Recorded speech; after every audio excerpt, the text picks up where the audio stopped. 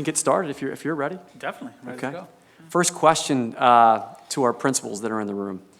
Please share with us what it has been like managing the pandemic and reopening schools. Brian, we'll start with you since it's your home court. Sure, thank you, Dr. McGarry. It's been very challenging. We're facing obstacles that, frankly, as an educator, I never thought we'd have to face. We've done, I believe, an excellent job of bringing people together to make informed decisions and making our stakeholders feel valued in those decisions, giving them a voice, and then listening and utilizing the feedback that we've received to develop our plans so we can bring back our students in the safest environment along with our staff so we can provide the best learning opportunities for our kids. Kelley, I'll ask you to follow up with that, and I'll follow up with both of you about, as Brian mentioned, stakeholders, how you've been able to balance the needs of the various stakeholders. But same first question to you, managing the pandemic and reopening. I would agree with Dr. Ursone. It's been very challenging. I would also say, if you know basketball, using your pivot foot, and you're constantly having to, sports analogy, constantly having to pivot and change and adjust, and then do it all over again. When the guidance changes, you change. When the schedule changes, professional development changes. Students and their supports and their adjustment. I think the one thing that has come out of this is it's not just about academics, which we already know, but this has really shown us that the mental well-being and the emotional well-being of our students is so important. And for me, that has just been a highlight of making sure, as you said previously, taking care of basic needs and being able to take care of 3,800 students and families, 300 staff members, not just with how they are using technology, not just with how they are implementing their instructional practices, but self-care, who they are as people, making sure that they're supported. So the challenge has been making sure everyone feels supported. And in a district this large, there's a lot of individuals that you have to take care of. So I think that's been the most challenging, but just having to adjust and change constantly. You do that in education anyway, but I think the past year has really tested us. I think we've been phenomenal with responding to that as a district, but I think that's been the most challenging. Thank you very much for those comments, Principal Simone and Principal Ursone. The goal of this visit today is really to listen, to bring back to the White House perspectives from different parts. I'm visiting different states. I'll be in another state tomorrow. Because we only have one chance to get it right. And what's happening in the schools needs to shape what we do at the federal level, how we provide support, how we lift up best practices, and what we're hearing. And let me just tell you, loud and clear from students, educators, parents, social emotional well-being, and the sense of community that our kids miss, that's what we need to go back to. And that's why we have to do everything we can in our power to safely return students back to school so that they have that opportunity to engage, so that I can have that debate with those students out there who's better, Jordan or LeBron. We still haven't figured it out yet, but it's those engagements that we're trying to protect those relationships. So while we talk about the American Rescue Plan and the funds going out there, all that is secondary to what we're trying to get here is getting students back around each other, getting them back with their teachers. I give those teachers a lot of credit. I saw teachers looking at cameras. There's cameras, there's on the screen, there's faces, there's people in front of them. They're trying their very best. And I tip my hat to them because they've done everything that they've had to do, pivot, adapt. Those are the words that we know over this last year. Because we're following the pandemic. The pandemic is going to determine how quickly we come in. But if we're following the mitigation strategies, we can safely return to school in a way where we can get our students back around each other. And that's our responsibility as educators, as parents, as community members, to lead through this pandemic in a way that keeps our students at the center. And I'm seeing that here. So I'm really proud of that. And thank you for acknowledging the social emotional well-being, not only of our students, but of our educators who, we've all lived this together. We've all experienced this trauma together, and we're going to come back together stronger. So thank you, go ahead. Last question for the principals in the room. I'm sure you could go on and on about this one, but challenges. We know about the scheduling schools. Mrs. Simone is running a building with there's 3,800 students in that one building. As you can imagine, Dr. Cardona, what that's like. It's a block schedule, so she has to schedule that school twice in 1 year as well. So it's a big responsibility. And Brian is running a school of close to, well over 1,500 students here. So can you talk to us, other than scheduling, what are some of the challenges you faced as principals? Sure. I think fear. Fear is the number one challenge that we have faced during this time, and of the unknown.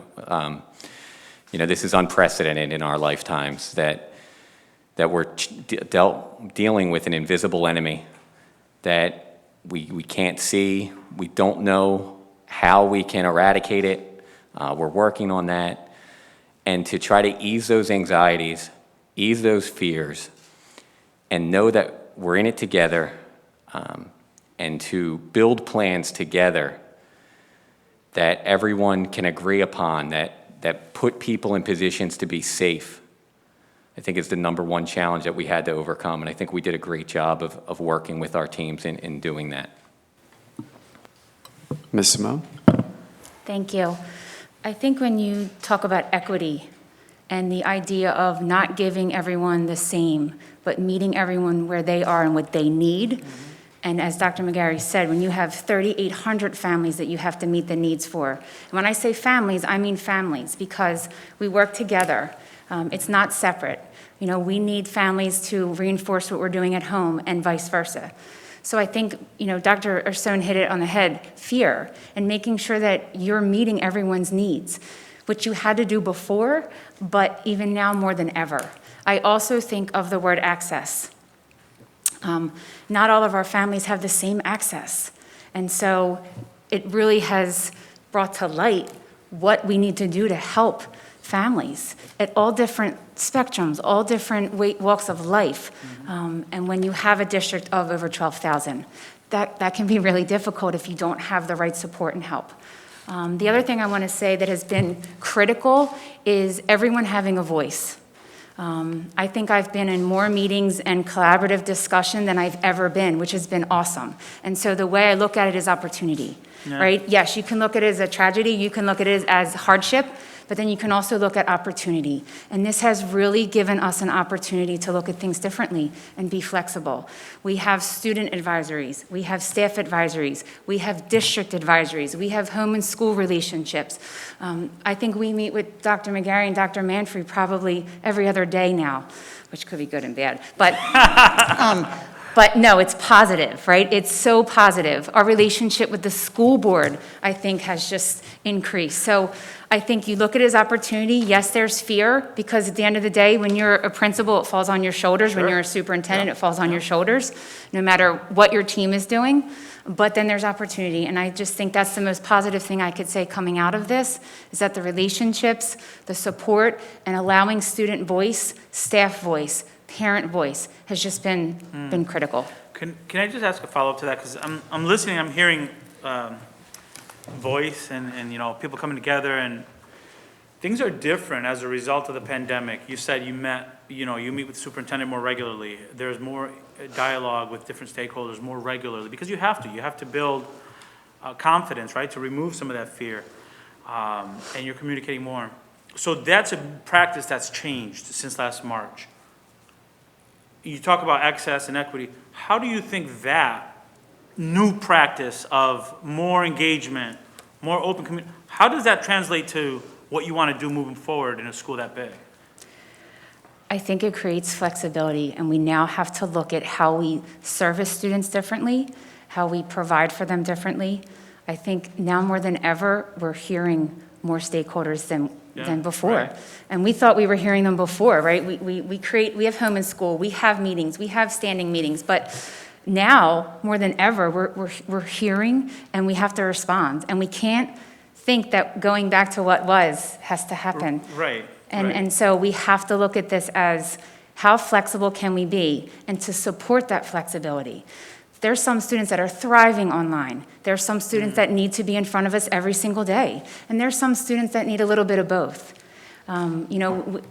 Just our EL population and students that are working and providing for their families. So that when I talk about different walks of life, we're really getting to know our families. And now we have an opportunity to give them what they need and not just think that giving them the same, right? Because that's not always going to work for everyone.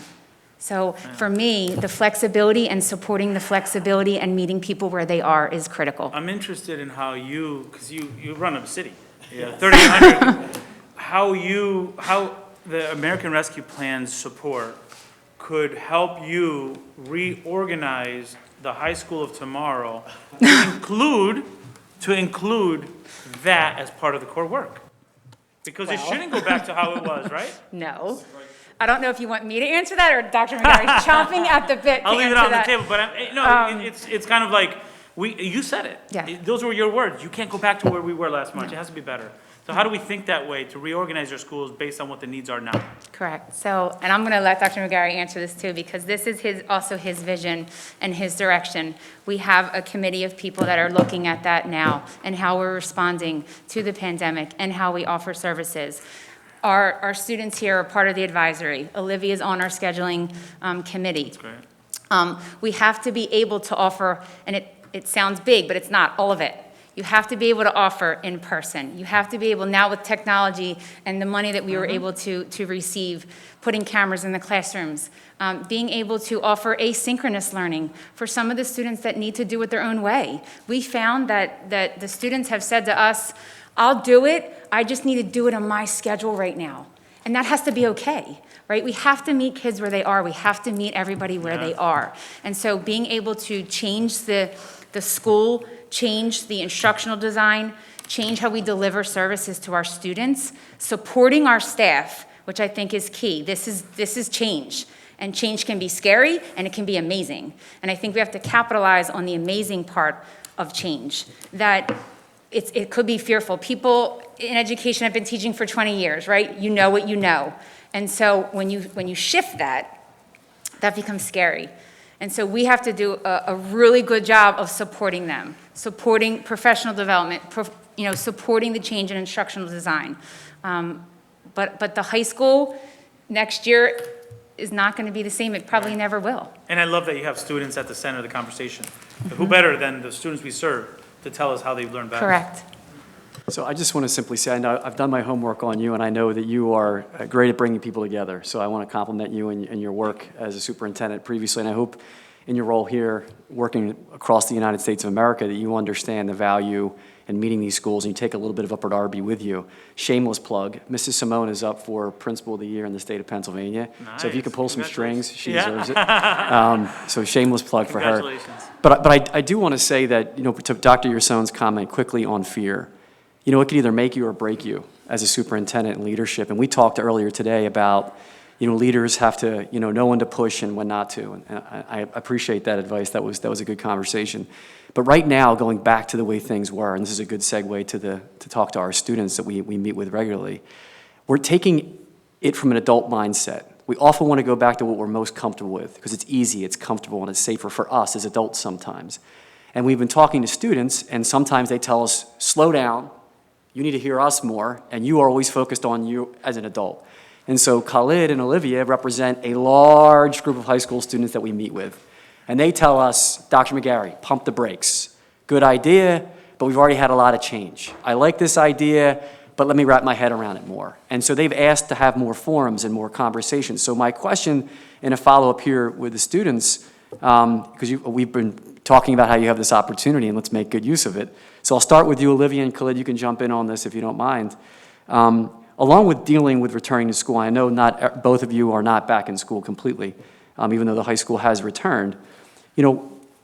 This question, what were the challenges in wanting to come back to school, or some of the fears? And coming out of this, what do you think we should really think about? Or what should the U.S. Secretary of Education think about? Olivia? Thank you. Okay, so coming out starting the pandemic last year, I was actually super relieved to be online and have that break. And I really liked it. And then recently I have been honestly tired of it. It's been hard for me.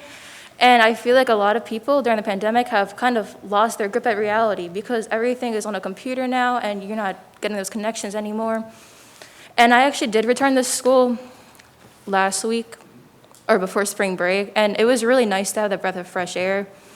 But what you have to understand that it's not going to be the same. And I think that's what a lot of people are afraid of returning back, because it's not going to be the same and they don't want it if it's not going to be the same. So you said we want it to be the same. You also said schools have to adapt. I would love to hear from you what you want the ideal school to look like. That's what I want to take back from you, okay? Hearing about what Dr. Ursone and Dr. McGarry were saying about the fear factor of trying to come back to school and trying to go back to normal, I feel like that change that we want to go back, that's not going to happen soon. Being able to be flexible and stuff is what we do need.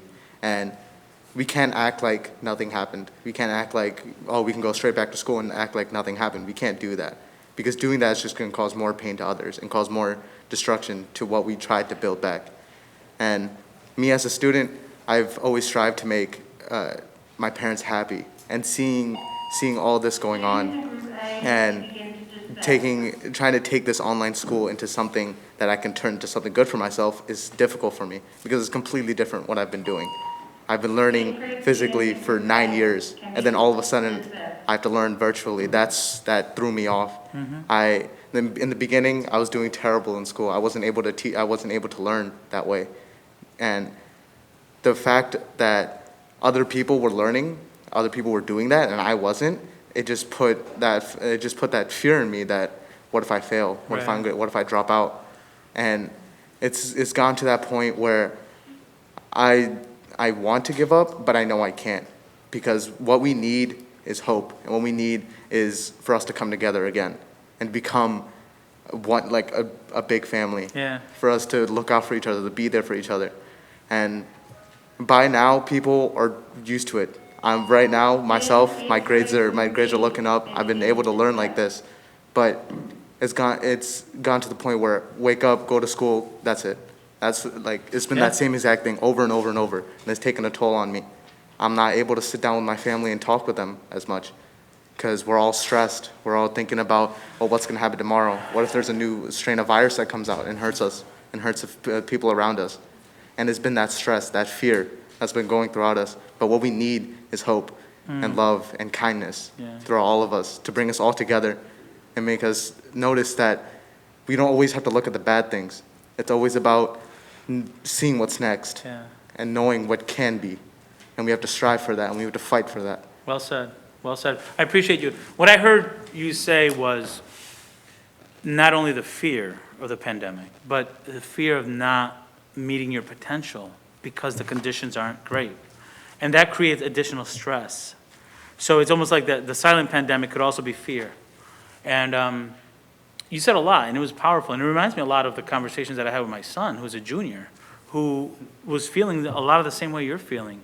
And let me ask you very pointedly, what do you miss most about how it was before? I miss the comfortability of being able to talk to others.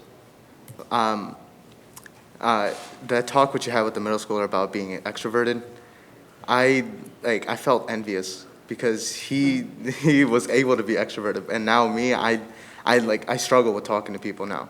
I walk down the street and I see a friend of mine, and I say, oh, I should go say hi to them, but then I stop myself. And I think, that is it appropriate that I should talk to them? Am I really in the good spot to even talk to them? I haven't seen them in a long time. Would they even recognize me? And it's gotten to that point where I've lost touch of who I am. I've lost touch to everybody. And it's been me struggling for so long. And I've been trying to get back to it, but it's difficult for me. And I feel that going back to school will help. Thank you for sharing your vulnerability. And I'll say, we're all at different stages of recovery in terms of coming back into regular activity. And it will get better for you, Kelley. I'm telling you. And you're going to regain that. And you're going to be stronger. I can tell just by the way you're talking to me. It'll come. It comes in, different for different people depending on how long they're learning from home. But you will get it, and you're gonna feel good about that. So I look forward to having you experience that, because I know it's gonna come for you, okay? Hang in there. Going off of what Khalid said about communication, it's been really hard for me as well. Even though, even though that I know my teachers are out for me, it's hard for me to communicate with them, and to the point where I feel intimidated to ask for help if I need it, because recently I've been struggling to focus and realize that, like, I'm actually at school online. It just feels so fake to me, which is why I really appreciate having the opportunity to go back. And socialization is definitely really important. It's what I've been missing a lot. And talking to my teachers about, you know, what we could have done, you know, could have, should have, would have, it's just, you know, it hurts, because I could have had a totally different experience. And going back on my point of flexibility, I've experienced asynchronous instruction last spring, synchronous online now, and fully in person, and now I'm starting the hybrid. And it's really nice with the hybrid to have the opportunity to do what I want. And I think for the future, we definitely need to have students either go asynchronous, could do hybrid, or do fully in person. Today I was supposed to come to school, and I didn't because I was really nervous, and I wanted a chance to prepare and get ready, and I really appreciate that, and I wish that we had that option prior. You know, if I was sick, I would fight with myself. Do I want to go in school even though I don't feel well? Or do I want to miss my math lesson, miss this lesson? That was always a struggle. So giving kids the option to do that is great, and we definitely need to implement that in the future. That's awesome. Thank you. Thank you. So I'm going to follow up with the two of you and just say what awesome representation you both are of us as a school district. You know, as was stated earlier, the number one part of our daily lives, it's the students. You know, adults are a big part of what we deal with every single day. But as we talked about on our conference yesterday, you know, we've got to make sacrifices for you, right? And one of the things, Khalid, you said that was beautiful on our conference call yesterday as we meet was we also, as young kids, can make sacrifices for other kids, right? And you got to give yourself more credit, both of you. You know, I know you're excited about being here, and you present yourself beautifully, and you've got so much talent. You know, the sky's the limit for you. The way that you carry yourself, the way that you conduct yourself, we're honored to have you as students in this school district and what you represent, and we're going to get through this. And so, you know, listening to you speak, and we saved some final questions for our board members who are also parents. So I'm going to ask Board President Brown and Ms. Curry to put their hats on as board members, but also as parents, which I know that you do quite often anyway in these conversations. Dr. Cardona, when we were downstairs talking, you know, we talked about that fear and that safety, Khalid, that you and Dr. Ursone talked about, and he mentioned that in his leadership capacity, when he makes decisions, he tries to make decisions thinking about what would I do for my own children. And you said that earlier today, which was impressive, and I think we should think about that in all the decisions we make. How will we want our own children to be treated in a classroom? Or if you're a teacher, how would you want someone to treat your baby, right? And that's an important factor. So my questions for you as board members, as parents in this district, you know, both wearing heavy hats. I know we've been through a lot in the last couple of months, trying to balance getting kids in school and not, and you're approached everywhere about that. I want you to think about the first question, and I didn't ask this to put the two younger folks here in a tough spot, but think about, for me, social injustice. So the pandemic hits and your board members, and balancing this idea of getting kids into school and then managing in Upper Darby. It's been very real and very serious. At the same time, even more heightened awareness to the reality of social injustice. So I'll start with you, Board President Brown, and then we can kick it over to Ms. Curry. Well, as a gentleman, I'll defer to the lady if that's okay with you. I was definitely looking forward to hearing what you were going to say. You will, right after you. So I just want to thank the students, first of all, for just showing your heart this afternoon in front of the Secretary of Education. It's very important that he hear the hearts of the students, and I really do appreciate you coming and being here with us today. So, Dr. McGarry, the social justice issues are prevailing across the nation. We know in a community such as Upper Darby that we have a very diverse population, and we have students and families from all different backgrounds, socioeconomic statuses, races, ethnicities. And so a place like Upper Darby is very unique in its own way. And so having to bring students back in, as Ms. Simone said it so well, the equitable piece is so important. And so when we think about the social justice pieces, they're so critical to address. To be able to hear the student voice, to be able to hear the parent voice, and to also be able to listen to students who were here from the past. Dr. McGarry has done a really good job lately with his vision and putting it forward to really go back into the community to hear what people have to say. And so, of course, we can't touch everyone, but we're inviting everyone, and that's the key. And I think that's been really important in addressing social justice issues.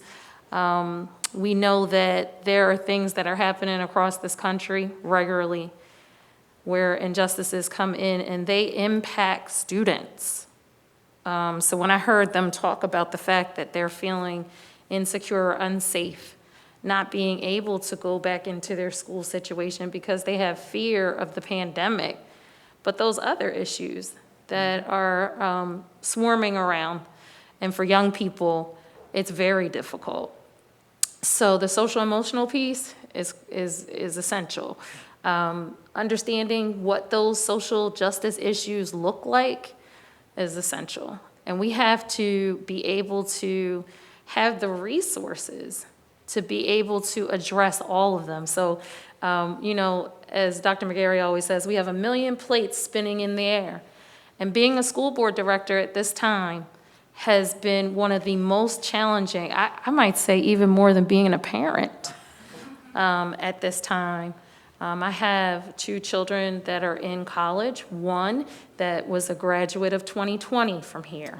And he suffered. He has suffered all this year because he didn't get to go to school. He's home. And we're hoping that we can push out, in the fall. And then the 5th grader, who I must say this district and myself and all of the board members have worked extremely hard to get children back in. And it has been difficult, but I feel like what Olivia said, it has helped to be able to have that option.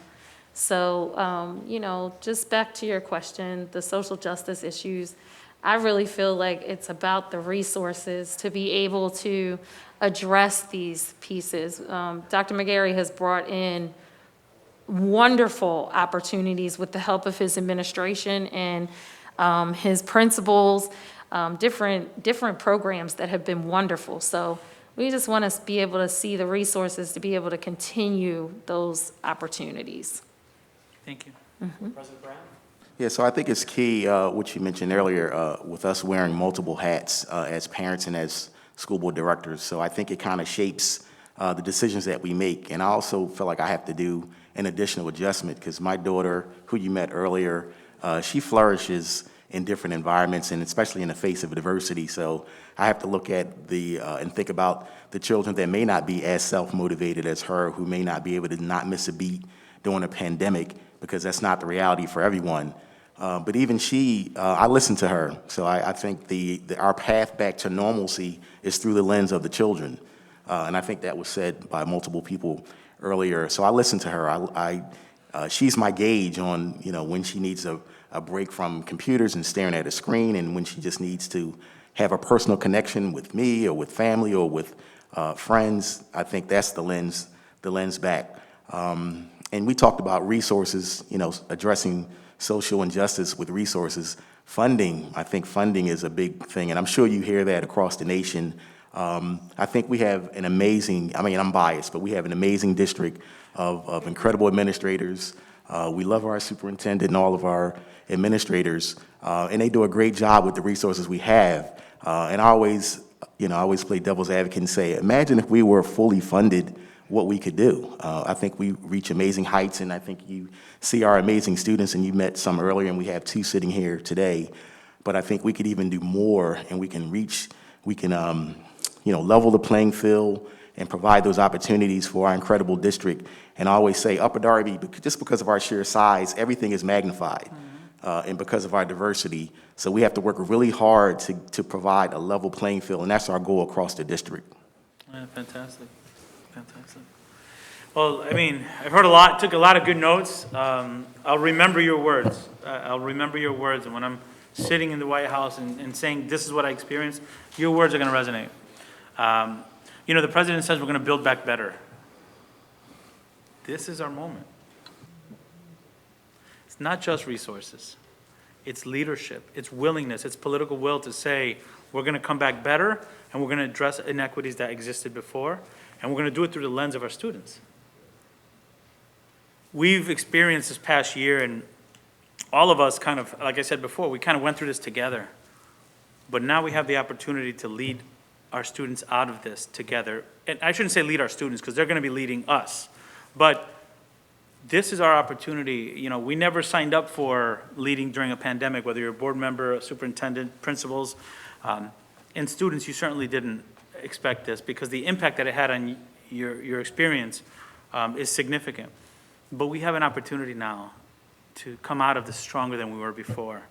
And all that forced collaboration and problem solving, because we had no other option. We couldn't say, we'll save it for next week, because we had to make decisions about how to do it safely. And I loved talking to the facilities director here. I love visiting the cafeterias, because not that we didn't appreciate them before, but let me tell you, there's no reopening and recovery plan without their voices too, right? So we have an opportunity, regardless of titles, letters after your name, to build back better. The American Rescue Plan is part of it, but our will to come together and keep the students at the center of the conversation and keep listening is gonna be what determines how successful we are. They said it better than I could. We need to offer students in-person learning options as quickly as possible, as safely as possible, so that they can get back to the business of being students, engaging with one another, and teaching us things. Because I learned a lot from you today. I really want to say thank you. I'm excited about your future, and you are just an amazing communicator. You are an amazing communicator. Thank you so much. So thank you, principals. Best job, but during a pandemic, oof, it's tough, because you're making decisions, as the board member mentioned, for other people's families. And we got into this business to help. So we can't mess up. And you're doing what you need to do to make sure it's being done safely, and you're putting the pressure to get these schools open safely as quickly as possible. You're planning forward. This is not just about turning on the lights. If that's what we're thinking, we're missing the point. We have a chance to hit the reset button in education. How privileged are we to be in positions that we're in? I wish you the best. I wish you continued success. I took a lot here. I took good notes, and this is going to shape my experience when I go back to the president and say, this is what we need to do to make sure that not only do we get our schools reopened, but we reimagine what education could look like for our students, because they deserve it. They deserve it. So thank you very much. Thank you, Superintendent.